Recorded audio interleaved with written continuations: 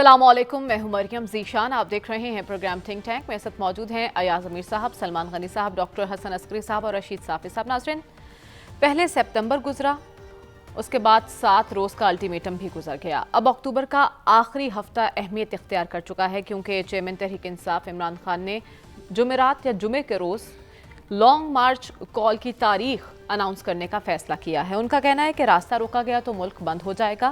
حکمران فیصلہ کر لیں کہ وہ چاہتے کیا ہیں. جبکہ وزیر اعظم شہباز شریف نے بھی آج ایک اہم پریس کانفرنس کی ہے. ان کا کہنا ہے کہ الیکشن ابھی 11 ماہ دور ہیں، ہم ڈٹ کر کام کریں گے. خان صاحب کا ایک ہی مطالبہ ہے کہ الیکشن کرائے جائیں اور حکومت کہتی ہے کہ الیکشن ابھی 11 ماہ دور ہیں. لیکن ہم دیکھ رہے ہیں کچھ ایسی افواہیں بھی گردش کر رہی ہیں ایاز صاحب کہ بیک ڈور رابطے ہو رہے ہیں حکومت اور پی ٹی آئی کے درمیان. اس کی تردید کر دی گئی ہے بہت سے رہنماؤں کی جانب سے، لیکن بہرحال خبریں ایسی موجود ہیں. خان صاحب کیوں گریز کر رہے ہیں انتخابات کی تاریخ دینے سے؟ پہلے 7 روز کا الٹیمیٹم، اب جمعے تک وہ بات کر رہے ہیں. انتخابات کی تاریخ نہیں، لانگ مارچ کی تاریخ دینے سے. ہاں دیکھیے، برطانیہ جب اپنے عروج پہ تھا، 1/4 دنیا کا حصہ اس پہ وہ حکومت کرتا تھا. اور برطانیہ کے بارے میں کہا جاتا تھا کہ برٹش ایمپائر پہ سورج غروب نہیں ہوتا. آج ان کا مذاق بنا ہوا ہے جو ان کی لیز ٹرس نے استعفیٰ اور دے یہ ہے، یہ تیسرا وزیر اعظم ہے اس سال. اور جس طریقے سے وہ اکانومی کو ہینڈل کر رہے ہیں، اور آج ہی وہ میں نیو یارک ٹائمز میں پڑھ رہا تھا کہ برطانیہ دنیا کا لافنگ سٹاک بن گیا ہے. وہ کوئی طریقہ نہیں ہے ان کے حالات چلانے کا. یہ جو ہم کر رہے ہیں یہاں پہ، یہ کوئی طریقہ ہے ملک چلانے کا؟ اس میں عمران خان کی تعریف مقصود نہیں ہے، یہ جو رنگ ساز بیٹھے ہوئے ہیں ان کی تنقید مقصود نہیں ہے. پر یہ کوئی طریقہ آپ کرنا چاہ رہے ہیں؟ کوئی بتائیں تو صحیح. جو کچھ بھی ہوا اپریل کو آدمی کتنا دہرائے، آگے چلیے نا. پھر یہ جو ہم لگے ہوئے ہیں، کبھی وہ توشے خانہ کے بات آ رہی ہے، کبھی یہ آ رہی ہے، کبھی وہ آ رہی ہے.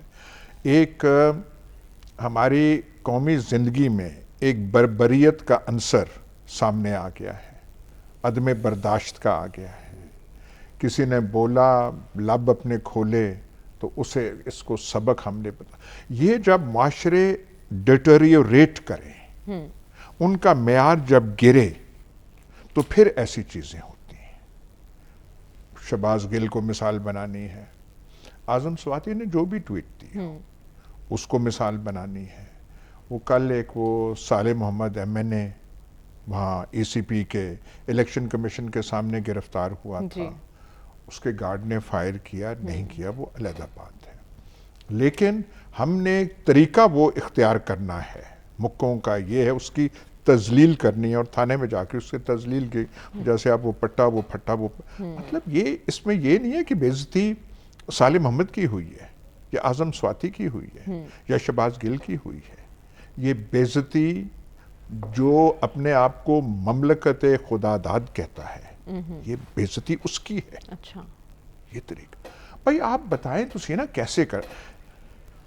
عمران خان اسلام آباد پہ چڑھائی کر کے اپنی بات منوا نہیں سکتے. اچھا، حکومت سامنے والی جو نقلی حکومت ہے اور جو پیچھے اصلی حکومت ہے، وہ اگر چاہیں کہ ہم Imran Khan P T I کو کرش کریں گے، وہ نہیں کر سکتے. مطلب عمران خان وہاں لانگ مارچ کر کے اسلام آباد پہ قبضہ نہیں کر سکتے. یہ جو سارے ہیں جو ہتھ کنڈا استعمال کر لیں، جو عوامی طاقت اب کیا پتہ کل تک نہ ہو. عوامی طاقت آتی ہے جاتی ہے. خان صاحب کو اندازہ ہے اس بات کا جو آپ بات کر رہے ہیں کہ بغیر کسی تھپکی کے یا اشارے کے وہ نکلیں گے؟ خود وہ کہہ رہی ہیں کہ وہ کیوں گریزاں ہیں ایسے. ایک دیکھیں نا، ایک طریقہ ہوتا ہے، ٹیکٹکس ہوتے ہیں، سائیکولوجیکل وارفیئر ہوتا ہے. انہوں نے ایک اپنا ایکسپیرینس جو ہے جو 25 مئی کا تھا اس سے کچھ سیکھا ہے. عوامی طاقت ان کی وہاں ہے، لیکن یہ جو ہے یہ کوئی روسی انقلاب تو نہیں ہونے جا رہا نا. انقلاب جو بھی ہوتا ہے، چاہے ایرانی ہو، چاہے روسی ہو، چاہے چینی ہو یا کیوبن ہو، کوئی بھی عام طاقت کے بغیر آپ اقتدار پہ قبضہ نہیں کر سکتے. ٹھیک. اب یہاں پہ کوئی سول وار کی کیفیت تو نہیں ہے. عمران خان نے یہ اور سیاسی پارٹی جو آرمڈ مائٹ دکھا رہے ہیں وہ ٹی ٹی پی والے ہیں, وہ اسلامک اسٹیٹ یا وہ جو خراسان والے وہ کر رہے ہیں. جو حملہ آور ہماری آرمڈ فورسز پہ بلوچستان میں ہو رہے ہیں اور یہ ہو رہے ہیں, یہ جماعتیں تو نہیں کر رہی نا, یہ تو پیسفل دائرے میں کر کے کر رہی ہیں. اب کسی نے وہ یہاں پہ لیا, کوئی بھی عمران خان ہو یا باقی جو مین سٹریم پارٹیز ہیں, یہ کوئی armed violence, armed take over کی بات تو نہیں کر رہے. انہوں نے کوئی جتھے تو تیار نہیں کیے, گوریلا کیمپس تو نہیں تیار کیے ہوئے.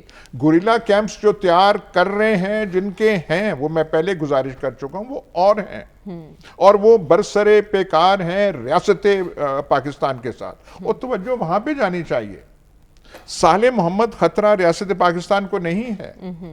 اعظم سواتی جو ہے ریاست پاکستان کو ڈیفائی نہیں کر رہا. ٹھیک. آپ اپنی ذات کو ریاست پاکستان کے ساتھ کیوں جوڑ رہے ہیں کہ نام کوئی آپ کا لے تو آپ سمجھے کہ ریاست پاکستان پہ ہم ایسے نہ کریں. ریاست پاکستان ہم سب سے بڑی ہے, ہماری ذاتی حیثیت جو بھی ہو, ہم ریاست پاکستان کو پرسونیفائی یا ایمبوڈی نہیں کرتے. ٹھیک ہے. تو ہم سب کو اپنی اوقات میں رہنا چاہیے. یہ جو آئین کرتے ہیں اس کو سامنے رکھیں. پر یہ جو تذلیل اور یہ بات یہاں پہ ہے کہ پولیٹیکل سلوشن کیا ہے, کس کے پاس ہے, عوامی نہیں ہے عوام عمران خان کے ساتھ. پر آپ ایک لولی لنگڑی مائنورٹی گورنمنٹ سے آپ یہ کام چلا سکتے ہیں؟ آپ نہیں چلا سکتے. برطانیہ جس نے دنیا پہ حکومت کی, ان سے کام نہیں ہو رہا. آپ برطانیہ سے زیادہ ہیں, وہاں ان کی ہاؤس آف کامن سے آپ کے پاس سوال یہی نا کہ حل تلاش کس نے کرنا ہے. سلمان صاحب, چھ مگوئیاں ہیں کہ پس پردہ کچھ بات چل رہی ہے پی ٹی آئی اور حکومتی اتحاد کے درمیان. آپ کی تو آج ملاقات بھی ہوئی ہے وزیر اعظم شہباز شریف سے, کتنی صداقت ہے ان باتوں میں؟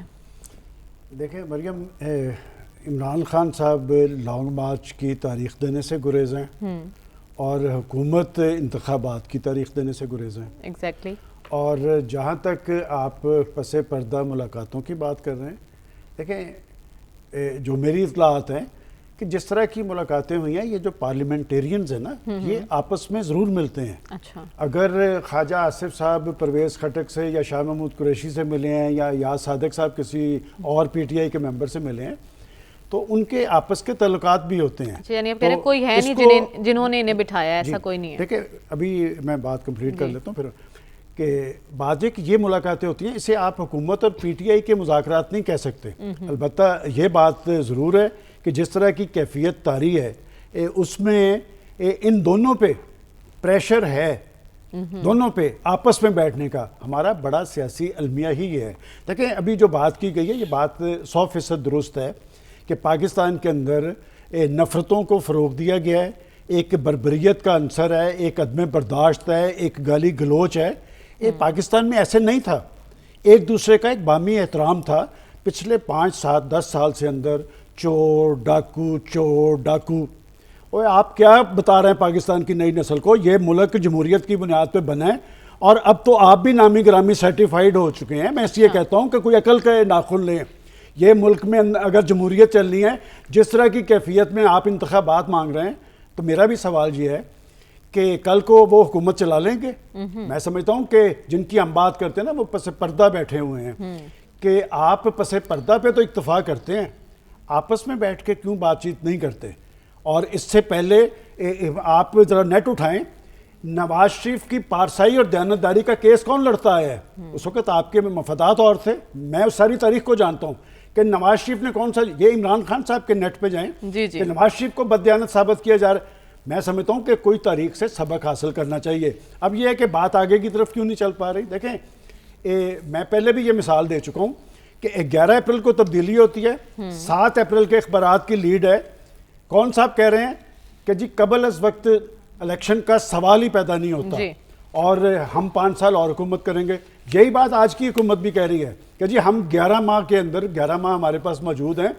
25 مئی کو جب اسلام آباد کے اندر ایک ہنگامی کیفیت تھی, اسپیکر ہاؤس میں مذاکرات ہو رہے تھے 3 لوگ 4 ان کے تھے اور وہ جو میں نام پرویز خٹک صاحب، اسد عمر صاحب، شاہ محمود قریشی صاحب، یا ادھر سے یاز صادق صاحب، خواجہ، یہ لوگ بیٹھے تھے نا، کسی نے بٹھایا تھا نا، ہمیں تو پتہ کہ کس نے بٹھایا تھا.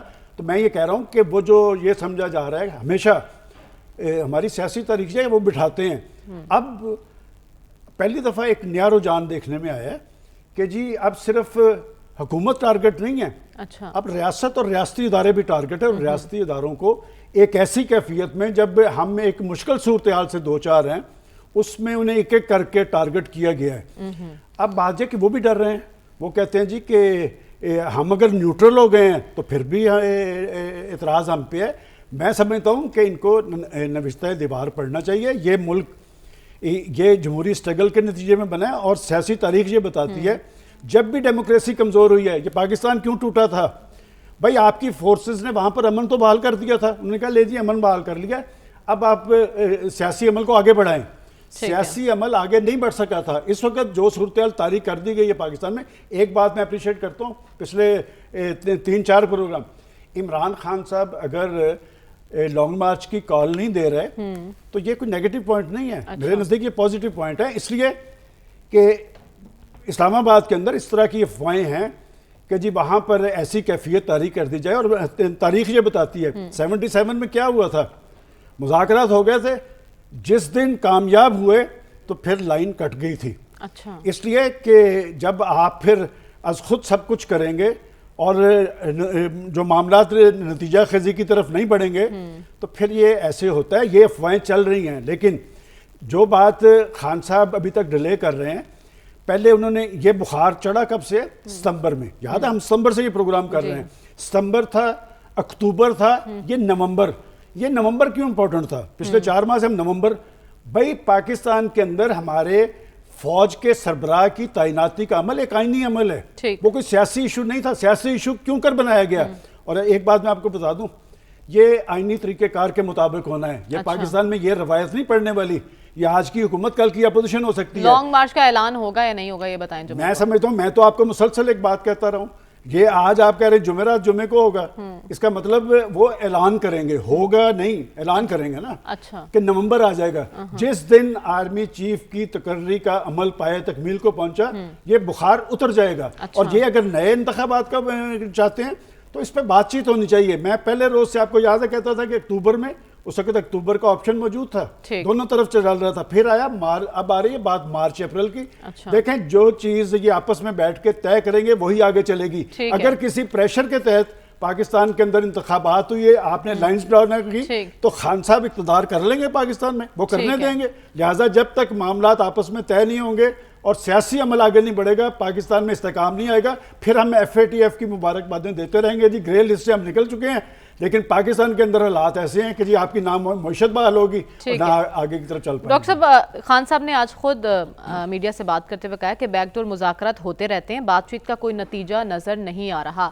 یعنی کہ بات چیت چل رہی ہے لیکن وہ کسی نتیجے پر نہیں پہنچی. اس نتیجے کا انتظار ہو رہا ہے، اس لیے خان صاحب گریزاں ہیں کال دینے سے. بات چیت تو رابطے کچھ نہ کچھ تو ہوتے ہیں، لیکن کوئی فارمل قسم کی بات یا کوئی سیریس قسم کی بات نہیں ہو رہی. اچھا اگر ہو رہی ہوتی تو پھر معاملات کو تیزی سے آگے بڑھنا چاہیے.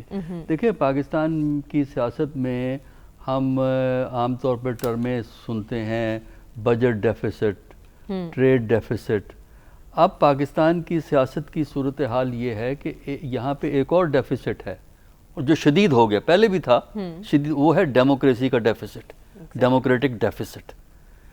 وجہ یہ ہے کہ ہم آئین کی بات کرتے ہیں، کانسٹیٹیوشن کی بات کرتے ہیں، اصولوں کی بات کرتے ہیں، لیکن کبھی یہ جو گفتگو کرتے ہیں نا ہمارے leader, including prime minister of Pakistan, سارے ہمارے تینوں بڑے لیڈر، جس میں بلاول بھی ہے، پرائم منسٹر بھی ہیں، اپنے عمران خان بھی ہیں، اور کچھ نہ کریں، اپنے جو بیانات وہ دیتے ہیں، جو وہ گفتگو کرتے ہیں، کبھی اس کو سن لیں دوبارہ. کیا انسانیت اور شرافت کے تقاضے وہ پورے کرتے ہیں؟ بالکل نہیں. کس جمہوریت کی اس ملک میں بات کی جا رہی ہے؟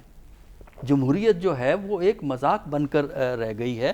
اس وقت ملک میں صرف انا کی جنگ ہے.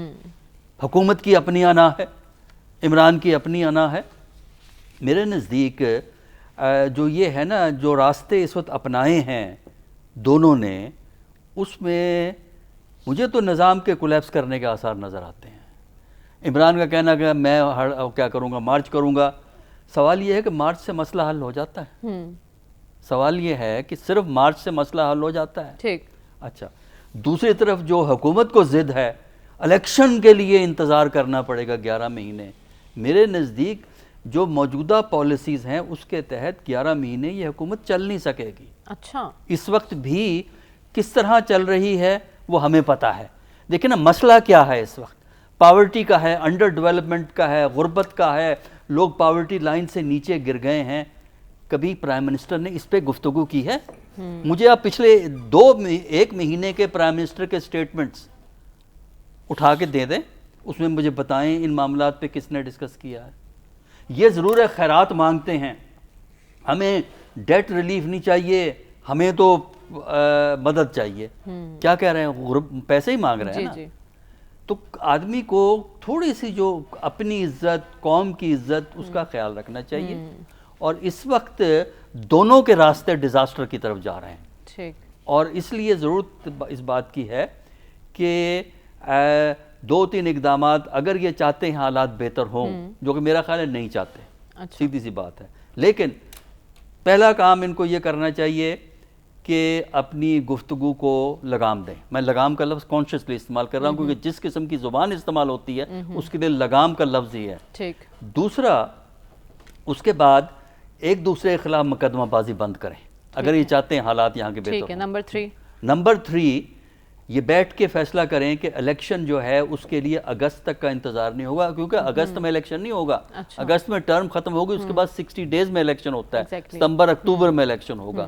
تو آپ الیکشن ارلی کا فیصلہ کر لیں، کیونکہ اگر تو آپ جمہوریت میں بلیو کرتے ہیں، جس قسم کا کرائسس پاکستان میں ہے اس کا طریقہ الیکشن ہی ہے اس سے ریزالو کرنے کا۔ ٹھیک ہے، آپ بھی یہ کہہ رہے ہیں کہ مسائل کا حل صرف انتخاباتی ہیں، لیکن اس محاذرائی میں عوام کی کسی کو فکر نظر نہیں آ رہی۔ صافی صاحب، تاریخ پر تاریخ دے کر کال کا اعلان نہ کر کے کیا خان صاحب حقیقت پسندی کا مظاہرہ کر رہے ہیں، اور پس پردہ کچھ خبریں ہیں کہ برف پگھل رہی ہے کچھ؟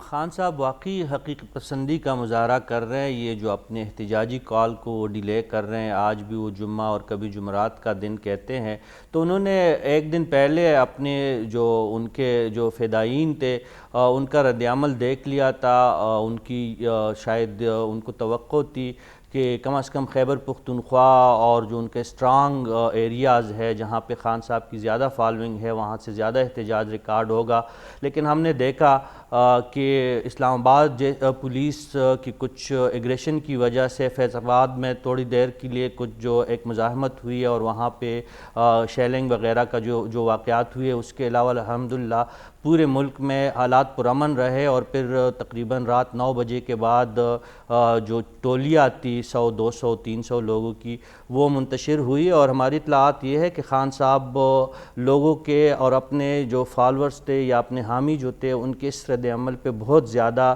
پریشان بھی تھے، اور جو تنظیمیں ہیں ان کی کافی سرنجش بھی کی ہے اور ان کو کافی ڈانٹا بھی ہے کہ یہ کس قسم کا ان کا رد عمل تھا، اگر اسٹیج پہ پورے ملک سے ان کے جو مطلوبہ جو احتجاج تھا تو وہ کیوں موصول نہیں ہوا، ان کے توقعات کیوں نہیں پوری ہوئی۔ تو خان صاحب نے میرے خیال میں یہ ایک اچھا سیاسی فیصلہ لیا ہے کہ ایسے حالات میں عوام جو مہنگائی سے پریشان ہے، جو ہماری صوبے میں امن و امان کی جو سچویشن ہے، خیبر پختونخوا میں، بلوچستان میں جو امن و امان کی حالت ہے، وہاں پہ لوگ میرے خیال میں اس قسم کے سیاسی مسائل کے لیے خان صاحب کی فالوئنگ اس وقت زیادہ ہوتی ہے جب وہ عوام کے درمیان خود ہوتے ہیں، انہیں دیکھنے کے لیے لوگ آتے ہیں، ان سے ملاقات کی خواہش لیے ہوئے بہت سارے لوگ آتے ہیں، ان کی گفتگو سنتے ہیں، وہ اپنے مخالفین کو آڑے ہاتھوں لیتے ہیں، کسی کو ڈیزل کہتے ہیں، کسی کو میلو کہتے ہیں، یہ چیزیں جو ہیں ہماری عوام کو پسند ہوتی ہے، لیکن خان صاحب اگر یہ تصور کریں گے کہ وہ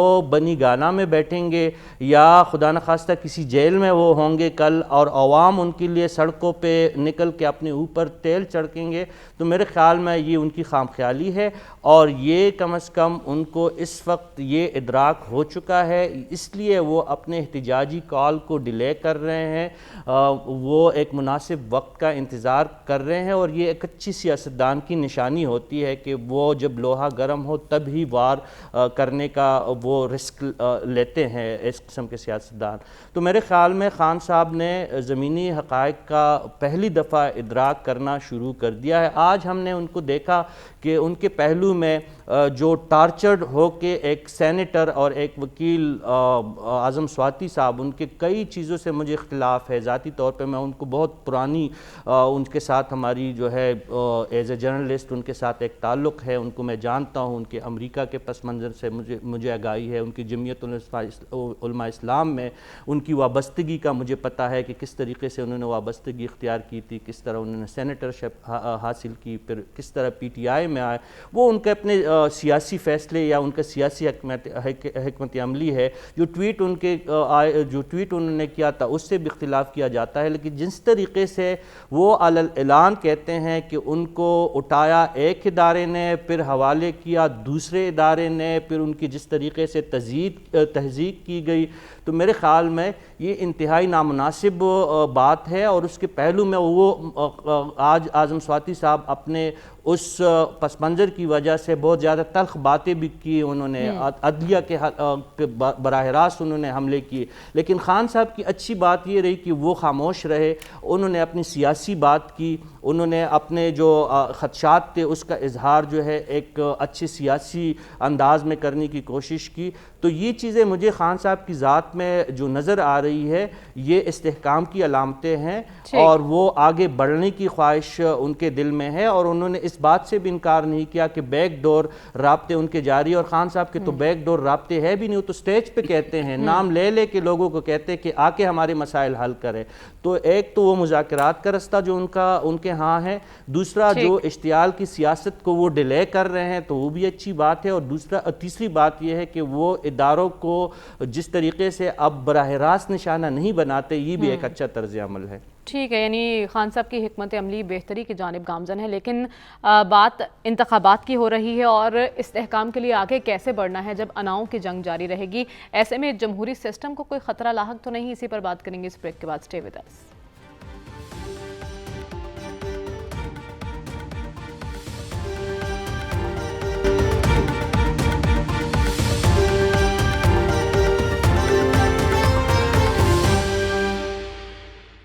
ویلکم بیک ناظرین، سیاسی کشمکش جاری ہے، ایسے میں خان صاحب الیکشن سے کم پر راضی ہونے کو تیار نہیں ہے۔ ایاز صاحب، سیاسی حکمت عملی سے خان صاحب دباؤ برقرار رکھ سکیں گے قبل از وقت انتخابات نظر آ رہے ہیں آپ کو؟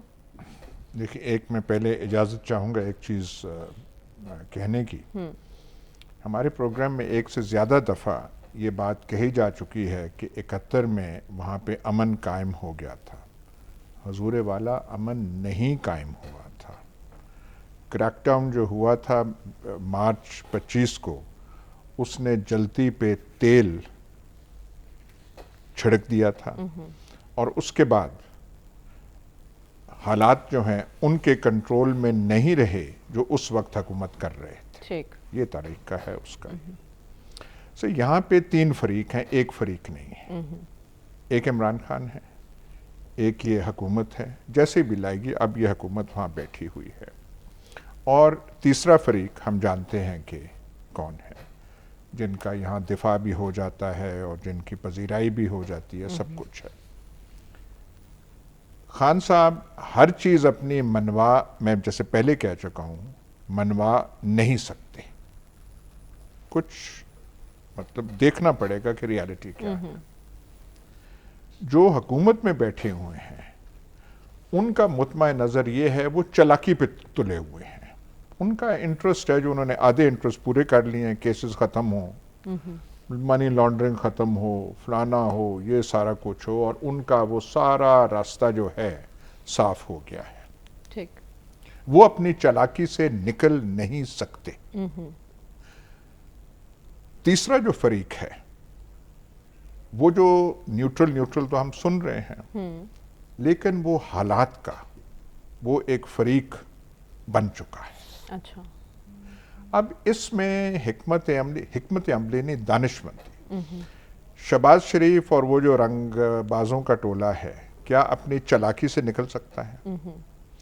इमरान खान क्या देख सकता है कि क्या चीज पॉसिबल है, क्या चीज मुमकिनात में से है और क्या चीज मुमकिनात में से नहीं है? ठीक। उनके अल्टीमेटम देने से हालात बदलेंगे नहीं। ठीक है।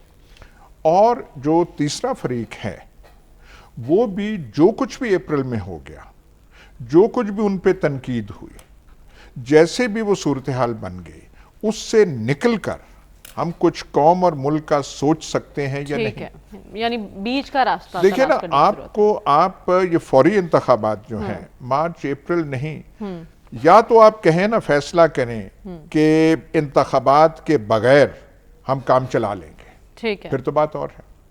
या जो साफी साहब ने कहा कि लोग नहीं निकले, उससे वो नतीजा ये हो सकता है कि उसके ठीक है। पास तो वो लोग निकलने नहीं हैं, और हम जो है इमरान खान को, या तो ये रास्ता आप कहें ना हम ऐसे कर सकते ठीक है। हैं, पर ऐसे मुमकिन नहीं ठीक है। है, आप कह रहे हैं सब कुछ खान साहब की मर्जी के मुताबिक नहीं हो सकता, और ये उन्हें रियलाइज पर करने की सारों की जरूरत है। मर्जी में नहीं है, ना चलाकों ठीक की है। मर्जी के मुताबिक हो सकता है और ना तीसरे फरीक की बीच का मर्जी पे रास्ता हो कोई सकता है। निकालना होगा। अब, सलमान साहब, मौजूदा सूरत हाल कहाँ जाकर रुकेगी आपकी नज़र में? देखें, एक तो वजाहत चूँकि थोड़ी बहुत जितनी तारीख से मैं वाकिफ़ हूँ कि जी 71 में वहाँ पर अमन बहाल हुआ था या नहीं हुआ था, कतई नज़र इस बात के, लेकिन बड़ी बात ये थी कि जिसके पास मैंडेट था उसको इक़्तिदार नहीं दिया गया। अच्छा। और यही पाकिस्तान का बड़ा सियासी अलमिया है कि आप किसी का मैंडेट तस्लीम नहीं करते। ठीक। और इसमें मैं एक मिसाल ज़रूर पख्तूनख्वा की दूंगा कि 2013 के अंदर जब वहाँ पर तहरीक इंसाफ जो है वो अक्सरीती पार्टी ज़रूर थी, उनके पास सिंपल मेजॉरिटी नहीं थी, और नवाज शरीफ साहब को ये कहा गया था फजलुर रहमान की तरफ से कि हम वहाँ पर हुकूमत बना सकते हैं, तो ये नवाज शरीफ था जिसने कहा था कि जिसका नहीं, mandate अक्सरीती है पार्टी वही। वो है। और उसके बाद भी वहाँ पर अरकान असम्बली लाए गए, उन्होंने तहरीक इंसाफ की हुकूमत ना सिर्फ बनने दी बल्कि Exactly, चलने दी। ऐसा ही था। अब आपका सवाल ये है कि जी इस सारी सूरत हाल का अंजाम क्या होगा? देखिए, बात ये कि अगर पाकिस्तान की हुकूमत और पीटीआई के दरमियान डेडलॉक है, तो इस डेडलॉक को तोड़ने की बात तो होनी चाहिए। और मैं आपको बताऊं, दोनों तरफ ऐसे संजीदा लोग मौजूद हैं ठीक जो है। बात करना चाहते हैं, मैं नाम ले सकता हूं उनको, और हमारी भी दिन रात उनसे बात होती है। वो कहते हैं जी कि वो कहते हैं कि मेरी मुट्ठी में बंद है। यहाँ पर मुट्ठी में बंद नहीं चीज़ें होती। यहाँ पर अगर आपने सियासत ये कहते हैं जी कि मैं कौम को एतमाद में लूँगा, तो कौम को एतमाद में यही है कि आप तीसरी पार्टी का इंतजार ना करें। ठीक है। अगर पाकिस्तान ने आगे की तरफ चलना है तो फिर जमहूरी अमल के साथ मशरूत है, और जमहूरी अमल आप बैठ के बात करें। और मैं हमेशा एक बात कहता हूँ, इंतखाबात हल हैं, लेकिन इंतखाबात के साथ आपको कुछ लाइंस ड्रॉ करनी पड़ेंगी। ठीक है। इसलिए कि पाकिस्तान की सियासत में एक माइंडसेट ऐसा आ गया है कि अगर मैं इलेक्शन जीतूं, वो 2018 के इलेक्शन में हमारे प्रोग्राम में बताया जाता था कि किस तरह हुकूमत बनी, उस पे हम नजर नहीं दौड़ाते। कैसे हुकूमत बनी, किसने बनाई, क्यों कर बनाई, भुगता किसने। मैं समझता हूं जब तक आप लाइंस ड्रॉ नहीं करेंगे, पाकिस्तान में कोई मुस्तहकम हुकूमत नहीं बन सकेगी। मुस्तहकम हुकूमत नहीं बन सकेगी तो पाकिस्तान की मुआशी सूरत बेहतर नहीं होगी, पाकिस्तान का रुख दुरुस्त नहीं होगा। ठीक है। इलेक्शन डॉक्टर साहब, हाल है, आपकी इलेक्शन नज़र के लिए लाइंस ड्रॉ करनी मामला पड़ेंगी। संभल सकते हैं? अभी वक्त है। देखिए, बात यह है, संभल भी सकते हैं और संभल नहीं भी सकते, दोनों चीज़ें मौजूद हैं इस वक्त, ऑप्शंस। देखिए, जमहूरियत की एक कमज़ोरी है। जमहूरियत एक ओपन सिस्टम है, और इसकी कमज़ोरी ये है कि आप जमहूरियत को जमहूरियत के नाम पे तबाह कर सकते हैं इस तरह। तो लिहाजा ये समझना कि अगर इमरान साहब अपने जुलूस को लेके आएंगे तो मसले हल हो जाएंगे, इसकी कोई गारंटी नहीं है। ठीक। क्योंकि इस किस्म के तरीक़ाकार से आप नुकसान खुद भी उठा सकते हैं, निज़ाम को भी पहुंचा सकते हैं।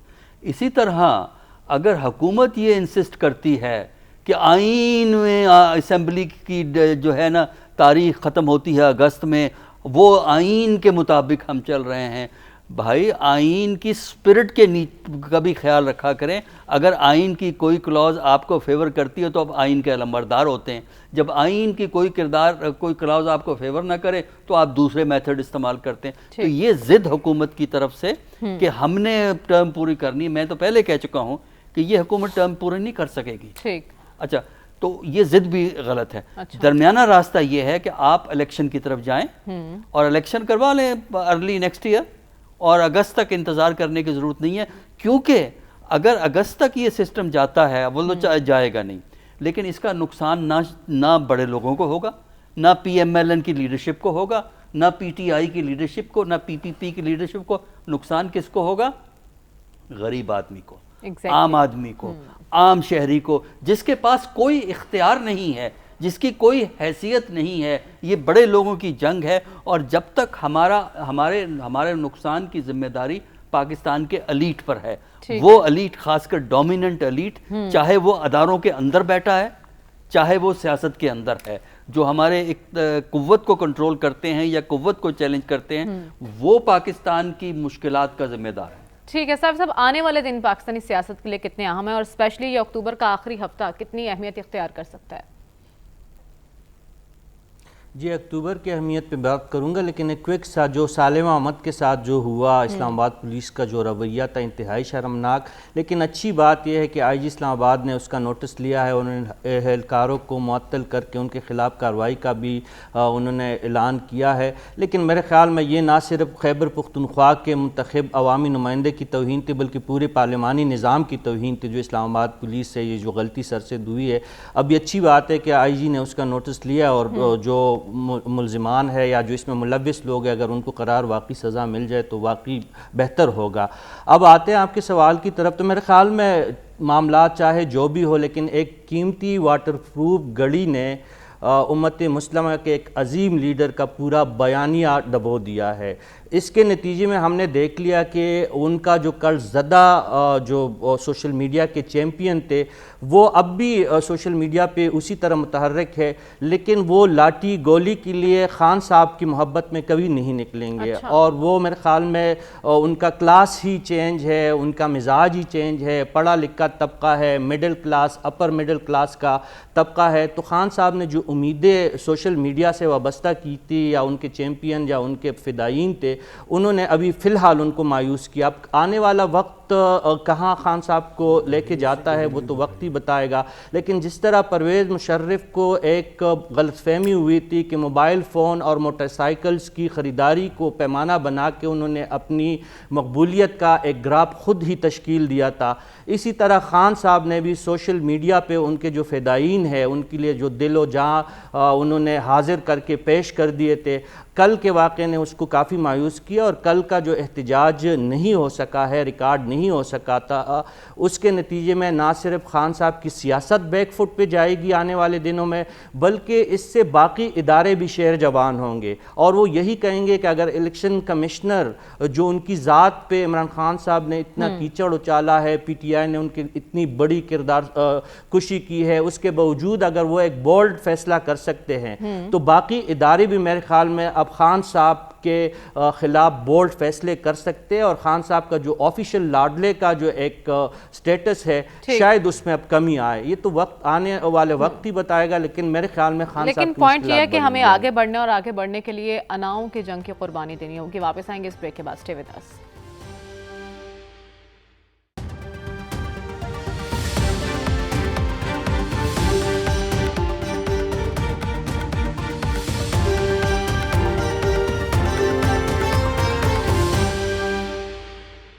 آج کے پروگرام سے اجازت دیجیے, آپ سے انشاءاللہ کل ملاقات ہوگی. اللہ حافظ.